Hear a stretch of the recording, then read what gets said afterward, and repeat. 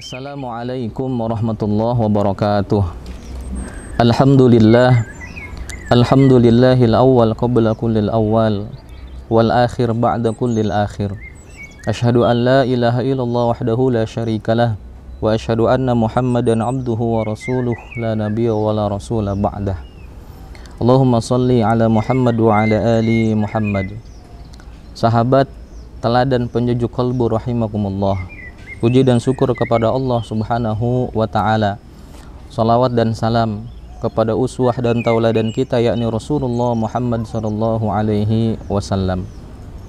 Sahabat sekalian, salah satu pelajaran penting yang dapat kita ambil dari pelaksanaan ibadah puasa di bulan suci Ramadan adalah bahwa Ramadan mengajarkan kepada kita, menanamkan di dalam diri kita rasa takut kepada Allah Subhanahu wa ta'ala.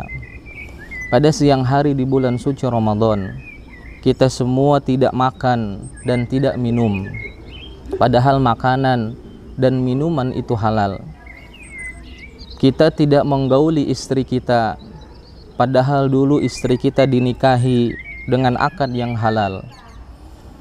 Kita juga rela menahan lisan kita untuk tidak mengeluarkan kata-kata yang kotor, kata-kata yang mengandung keburukan.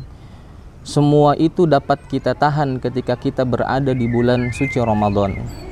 Kenapa kemudian hal itu bisa lakukan? Karena sesungguhnya kita semua senantiasa merasakan takut kepada Allah Subhanahu wa ta'ala. Takut seperti apa yang disampaikan oleh Nabi Muhammad sallallahu alaihi wasallam, kam min shaimin laisa lahu min siyamihi ilal ju' wal 'atas. Berapa banyak orang yang berpuasa tetapi mereka tidak mendapatkan apa-apa dari puasa yang mereka lakukan kecuali rasa lapar dan rasa haus saja. Jamaah teladan penyejuk kalbu rahimakumullah. Inilah pelajaran penting yang dapat kita ambil dari pelaksanaan ibadah puasa di bulan suci Ramadan, bahwa puasa di bulan suci Ramadan senantiasa menanamkan kepada kita rasa takut kepada Allah Subhanahu wa ta'ala. Takut kepada Allah Subhanahu wa ta'ala merupakan salah satu ciri orang-orang yang beriman kepada Allah Subhanahu wa ta'ala. Sebagaimana Allah Subhanahu wa ta'ala menjelaskan di dalam Al-Quran surat Ali Imran ayat 175, kata Allah Subhanahu wa ta'ala, a'udzu billahi minasyaitonir rajim, fala takhafuhum wa khafuni in kuntum mu'minin. Karena itu janganlah kamu takut kepada mereka, tetapi takutlah kepadaku, kata Allah, jika kamu benar-benar orang-orang yang beriman. Takut kepada Allah Subhanahu wa ta'ala ini juga merupakan salah satu sifat yang dimiliki oleh para malaikatnya Allah Subhanahu wa ta'ala. Sebagaimana yang Allah Subhanahu wa ta'ala jelaskan di dalam Al-Quran, a'udzu billahi minasyaitonir rajim, bismillahirrahmanirrahim, yakhafuna rabbahum min fawqihim wa yaf'aluna ma yu'marun. Mereka takut kepada Tuhan mereka yang berada di atas mereka, dan mereka senantiasa melaksanakan apa yang diperintahkan oleh Allah Subhanahu wa ta'ala kepada mereka. Al-Quran surat An-Nahl ayat 50.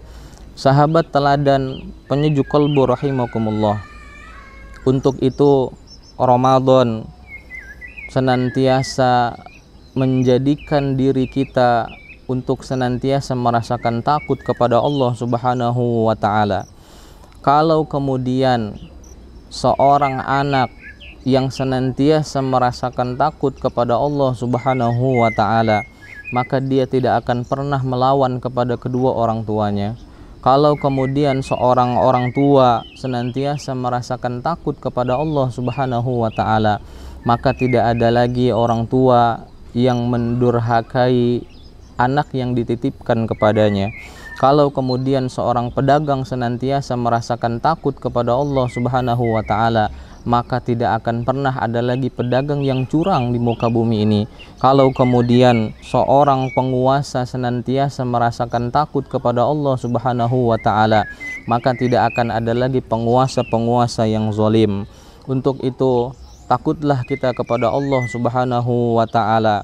Takut kepada Allah sesungguhnya hari ini itu sedang menjadi krisis kita di zaman sekarang. Inilah krisis bangsa kita saat ini. Berapa banyak suami yang tidak takut lagi kepada Allah Subhanahu wa taala. Dia biarkan istrinya berjalan dengan tidak menggunakan dan menutup pakaian dan menutup aurat. Berapa banyak anak-anak muda yang tidak merasakan takut lagi kepada Allah Subhanahu wa taala. Berapa banyak anak perempuan yang tidak takut lagi kepada Allah Subhanahu wa taala. Dia rela memegang tangan laki-laki yang bukan mahramnya. Berapa banyak seorang anak yang tidak merasakan takut lagi kepada Allah Subhanahu wa taala sehingga dia durhaka terhadap kedua orang tuanya. Maka takutlah kita kepada Allah Subhanahu wa taala sebagaimana takutnya para malaikat kepada Allah Subhanahu wa taala. Hadirin sekalian, untuk itu Ramadan seharusnya menjadikan diri kita semakin tunduk dan takut kepada Allah Subhanahu wa taala, terutama dalam menjalani aktivitas kehidupan kita sehari-hari. Apapun profesi kita, apapun pekerjaan kita, takutlah kita kepada Allah Subhanahu wa taala seperti takutnya seorang laki-laki yang diajak berzina oleh seorang perempuan yang cantik, kemudian yang memiliki kedudukan yang tinggi. Tapi laki-laki ini mengatakan, inni akhafullah, sesungguhnya aku takut kepada Allah Subhanahu wa taala. Dan balasan bagi laki-laki ini adalah surga dan naungan dari Allah Subhanahu wa taala, sebagaimana yang disampaikan oleh Nabi Muhammad sallallahu alaihi wasallam.